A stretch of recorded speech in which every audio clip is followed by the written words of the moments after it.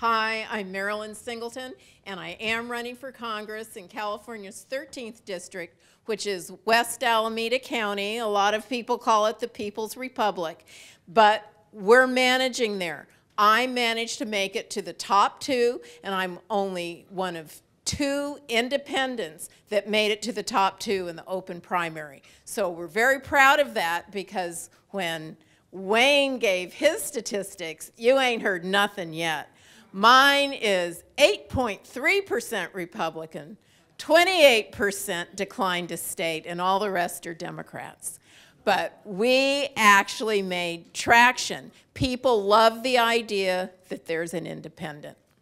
So I kind of beginning this thinking, after hearing all those folks at the convention just going on and on about how this bad thing happened, that bad thing happened, this is why I'm going to make a wonderful congressperson. Well, I wasn't born in a cave, and I didn't have a bad life. I grew up in San Diego, up the street from the Ebony Inn Motel, but nonetheless, it was a great time growing up. I come from a long line of doctors. My grandfather was a doctor in Lima, Ohio, ground zero of the presidential race.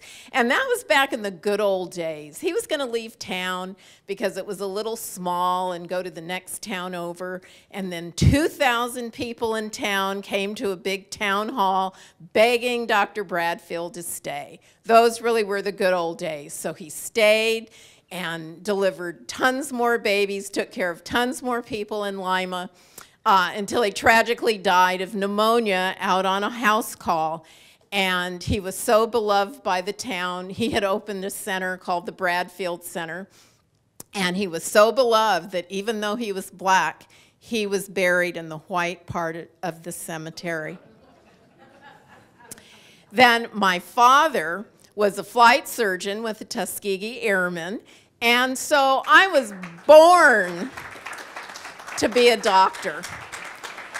But I'm going to take you on a little bit different journey of what made me decide to ultimately go to Congress. And what really got to me the most was the idea that there's a political class, and it doesn't include us. That this is a class of arrogant people who actually have begun to show disdain for the electorate. And I just had enough. So yes, this was a terrible mountain to climb, and I have to say, I did climb that mountain.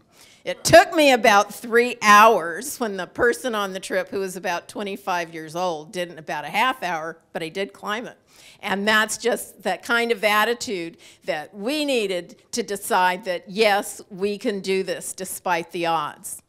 Now, this was me way back when, a surgery intern at UCSF. I'm buried back there amongst all the guys, had a wonderful time. Then there I am in the operating room, and you think, what's a girl like this deciding to run for Congress? Well, I didn't want this to be the new outpatient medicine.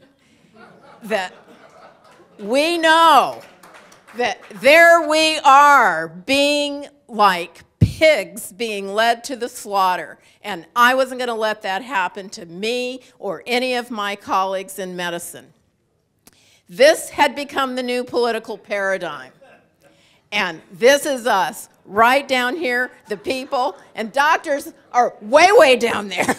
They don't even make the graph. So this is my town, Occupy Oakland, ground zero. There it is. This is what I'm up against. This is my congressperson who loves Cuba, loves Marxism, but I'm finding more and more people are falling out of love with this way of thinking. So it was time to stop working so hard at apathy and go out and do something. So there I am, finishing law school, and proud to say received an American Jurisprudence Award in Constitutional Law. And there I am on the steps of the Supreme Court. Not that I argued there, but there I am. And went out, did my public service. This is from being on the parole board. And then people said, you must be to even think of running in your district, that you have a better chance here of winning. said, put up a wall, you make a wall, I'll climb it. Jump through hoops, I'll do it.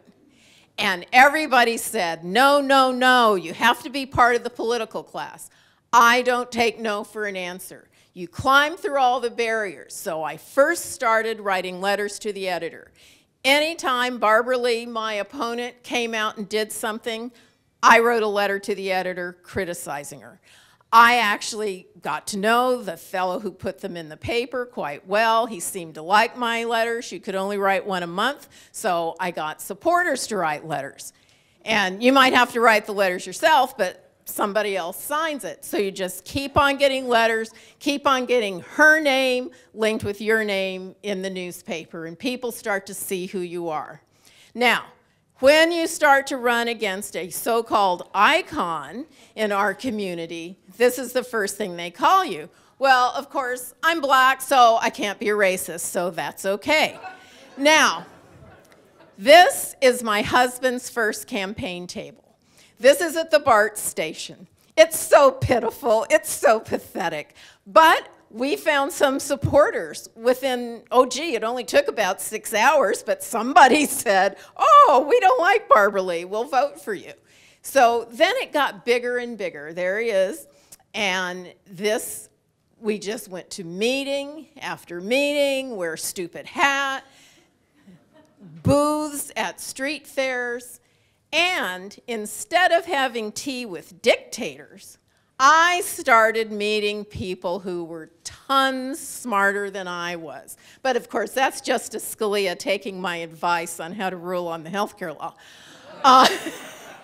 Then my college classmate, Star Parker, Alan West, Tom McClintock, Ann Coulter. You never take a picture next to Ann Coulter. You look so fat if you're next to Ann Coulter.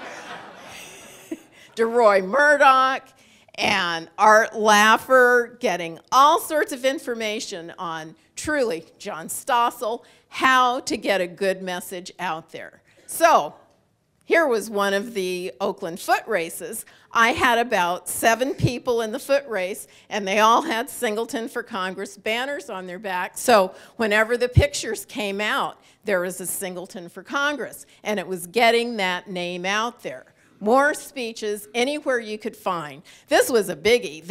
They're trying to take away both of our teams, the Oakland Raiders, well, actually all 3, the Golden State Warriors and the Oakland A's. So somebody saw that I was running for Congress. A fellow who was at the meeting said, oh, why don't you just get up and say something? So that's the other thing. Always be prepared to just get up and say something. So that's what I did. And then you get your posters everywhere. These are a couple of my patients who live in high visibility places. This patient actually lives next door to my opponent. And her husband can't stand her. And so not only did he put a sign out in the front yard that has a gun on it, and it just says, "We don't call 911." He put my sign up and then put solar lights so it would be lit up all night. So these are nice, loyal patients. So local bar, and you just try to get your signs everywhere you can. Yet again, race card pops up. You know, the more your name gets out there, they figure this is what you can yell, but not us. We're everywhere. There's no place we aren't, and there's no people we aren't around. These are some of our tables at the BART station, and here's one of my town halls. My El Salvadorian friends put one on, so I gave a town hall in Spanish. Nobody is left out. Here's my town hall in Chinese.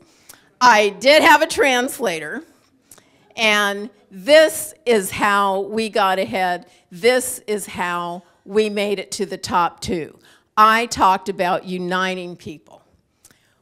More letters to the editor, and now that I'm in the top 2, Here you have the editor. Vote Lee out, replace her with Singleton. This is big stuff, and this can happen to any of you who decide to do it. So more and more and more press. Hey, World Chinese newspaper, but that's okay. Somebody can read it, and somebody can see my name. There I am, Chinese news. Here's the steps of Sproul Plaza, right where Mario Savio started the free speech movement. There I am. Now we make it to the big time, KTVU Channel 2, and this will be aired, in fact, this weekend, and it's a televised candidate statement. There's the name on the ballot, and now my name gets to be the first name on the ballot since it was second last time. And here I am with somebody who actually made a big claim to fame many years ago, and this is Jim Hines, and he was the first man to break the 10-second speed barrier in track. And he's an inspiration to me because I'm going to be the person to break that barrier and get that incumbent out of office. Here, thank you. This has been my motto, and it has really kept me going. And it has really gone through this process. First, they ignore you. Then they ridicule you. Then they attack you. Then you win. Now, I know time's up, but there's one thing I want to leave everybody with. And this is something that Carolyn Glick of the Jerusalem Post wrote after a terrible bombing. And I kind of feel like we doctors have been bombed. We've been devalued, and we can't let that happen. And Carolyn said, "Our destiny is in no one's hands but our own.